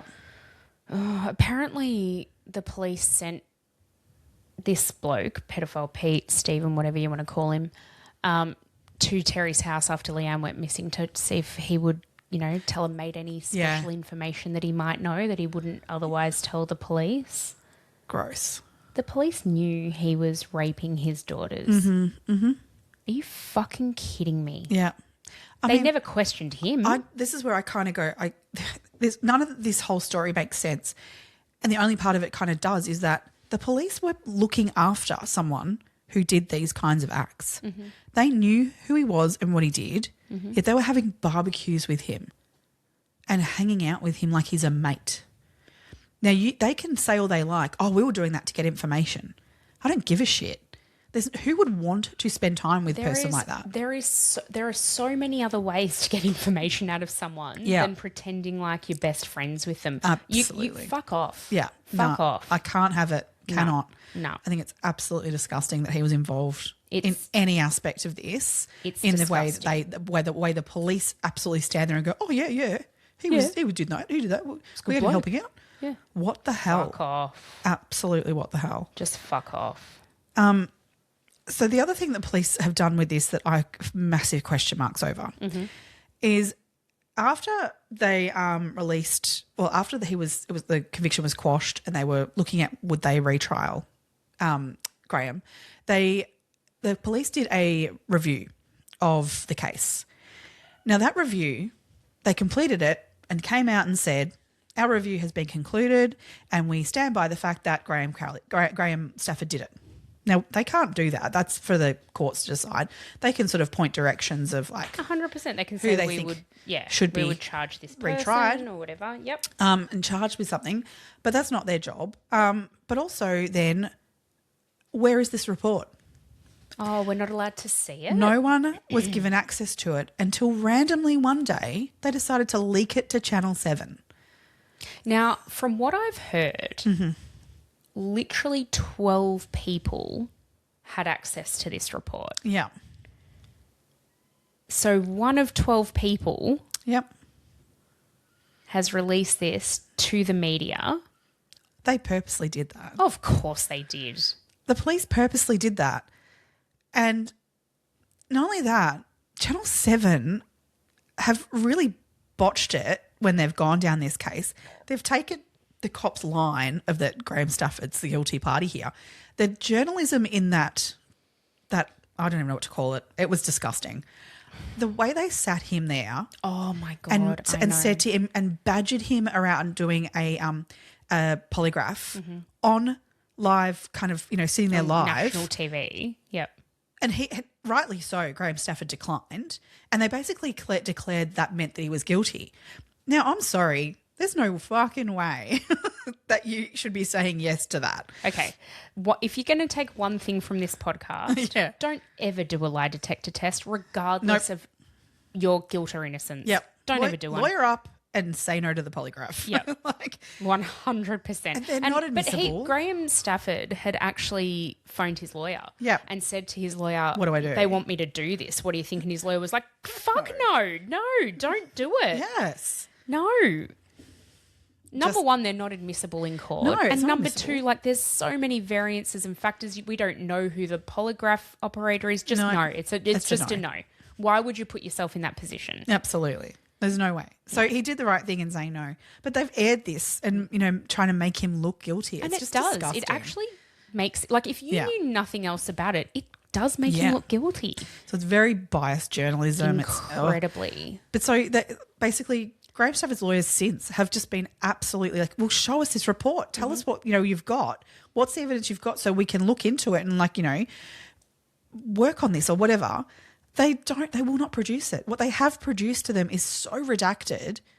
Why would the person who they're claiming who's done this need it to be redacted? Like, it's an absolute farce. Well, it just is showing that it's not an open and transparent process. And oddly enough, the DPP have looked at it and gone, yeah, well, we're not going to retry him. It's not worth it. Yeah. Is that because the evidence isn't there? Well, the evidence hasn't been tested. That's the biggest problem, right? Yeah. If the police had have done their job properly and tested the evidence, they would have come to that natural conclusion themselves. Yes. And this is the thing. If Graham Stafford did do this, even if he did, the policing was so poor that you can't convict him. He has been convicted, which is the shit part of this. Whether he did it or not, he shouldn't have been convicted. He was convicted on false evidence. Yeah. So no matter what, whether he did actually do it or not, if nothing else. Yeah. What that judge put it really well of, like, you know, significantly mistaken factual information or something. Yeah. The way he worded it, I thought was that's the thing. It's been presented as fact when it wasn't. So that's where the crux of this issue is, whether or not he did do it or not. You can't convict him on that. The poor jury we know there was one juror particularly, but he's come out and said, like, if I'd known this, there's no way you would convict him. So he says I put him in there. Yeah, I'm going to now do everything I can. Now that I know what I know, I'm going to do everything I can to get him exonerated, because knowing what I know now, I would never have convicted him. Yeah. I would never have said he was guilty. Yeah. That's the only thing that Graham Stafford can take away from this now. That at least he knows there's one person who was on the jury who would exonerate him. And I'm sure that all of them, if they knew it, if they saw it again, or if they've followed this case at all, they'd feel the same way. Yeah. Oh yeah. my gosh. Which, again, I will say, I'm not, it doesn't make me 100% convinced he didn't do it. But the evidence, I'm just like, the evidence isn't there in the way it's been presented. Yeah. You can't convict him on what you've got. I personally don't think he did it. I don't know.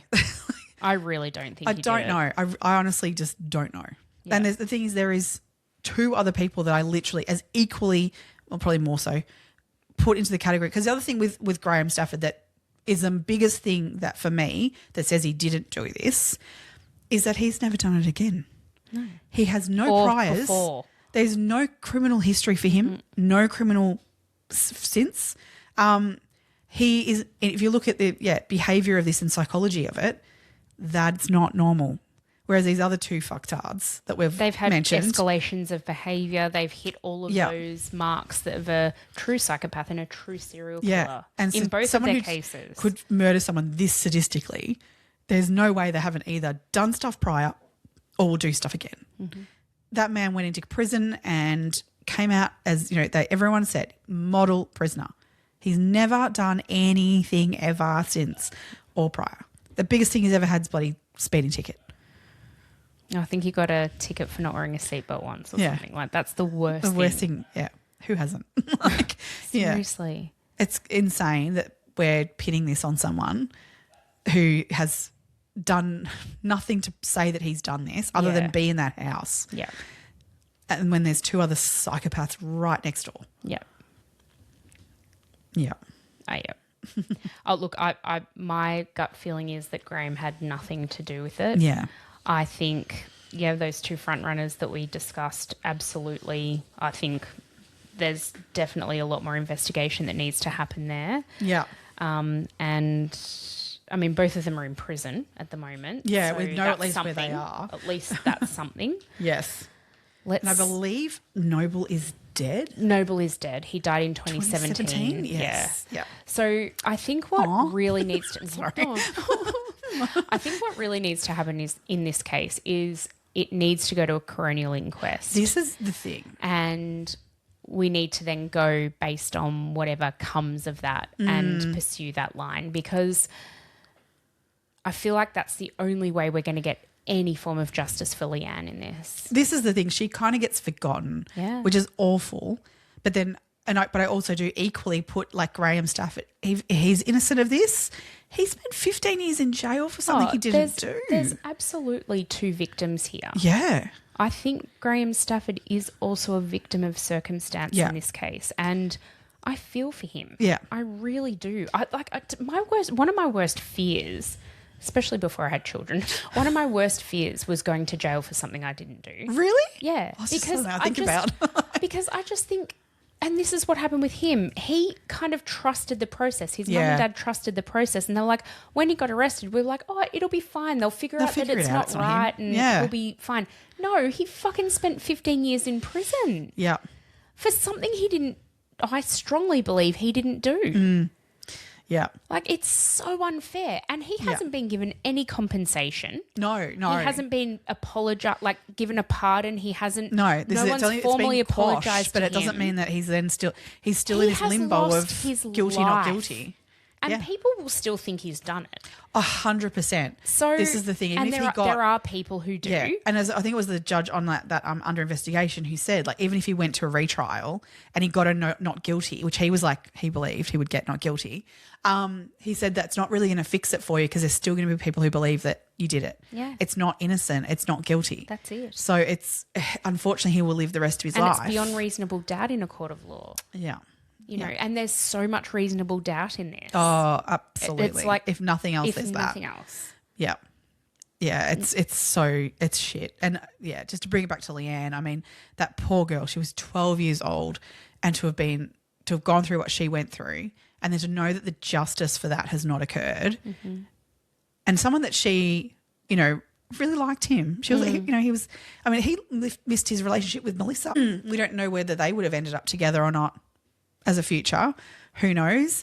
I mean, it's a whole life that's been affected. It's not just and then look his at life. Terry and Melissa's life. Yeah. And Craig. Until he passed away. Exactly. You know, how much they've, like, this is just, it's ruined so many people's lives. Yeah. And unfortunately, probably not as much of the person who did this as it should have. No.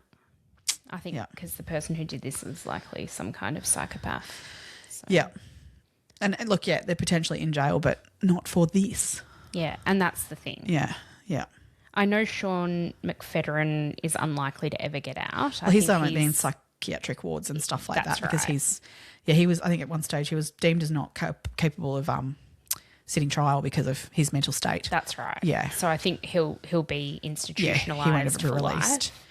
Otherwise, but that other pedophile Pete, Stephen, whatever we want to call him, I believe he was only serving 6 years or something. That actually rings a bell. I think it is 6 years that he was in for, and that was it. So he could be out soon. It's scary. Yeah. Which is so, I can't believe that people only get that for what he did. Ugh. Oh, and that the multiple, like his daughter was saying that he would perpetrate sexual violence upon her and her sister. Yeah. Like every week or two. It's just horrible. I can't believe. Anyway. Yep.